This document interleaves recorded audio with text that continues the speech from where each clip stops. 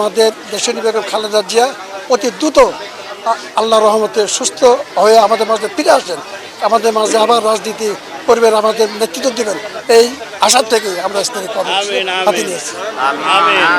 এখানে আমরা খালেদা জিয়ার রোগ মুক্তি কামনার জন্য 100 খতমের আয়োজন করেছি।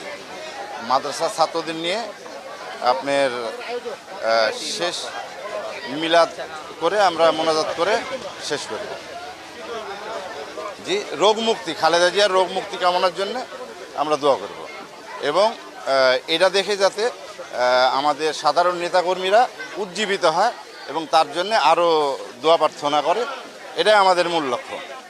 আমরা আমাদের এই পুঠিয়া এই অঞ্চলের বিভিন্ন এতিমখানা এবং হাফেজিয়া মাদ্রাসার শিশুরা তারা আমাদের আমন্ত্রণে আজকে আমাদের এই অফিসে 100 বার কোরআন খতমের একটি আয়োজন আমরা করেছি, 79 করেছি অধ্যাপক নুরুল ইসলাম মণ্ডলের নির্দেশে। সেটি হচ্ছে যে শিশুরা তারা আসলে খুবই নিষ্পাপ, তাদের আমরা মনে করি, বিশ্বাস করি তাদের পাপ নেই, আল্লাহ তাদের দোয়া খুব তাড়াতাড়ি কবুল করবেন।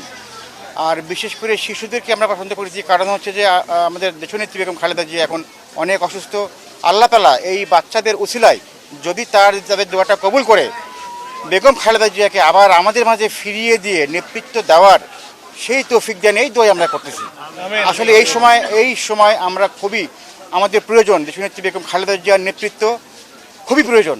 আমরা মনে প্রাণে বেগম খালেদার জন্য দোয়া করছি যেন আমাদের মাঝে উনি আবারও ফিরে এসে বিএনপি সহ গোটা বাংলাদেশের অভিভাবক হিসাবে নেতৃত্ব দিতে পারেন। এটাই আমাদের আল্লাহর কাছে চাওয়া, এই চাওয়াটাই আমরা আল্লাহর কাছে বারবার চাচ্ছি এই শিশুদের মাধ্যমে, যেন উনি তাড়াতাড়ি সুস্থ হয়ে উঠতে পারেন।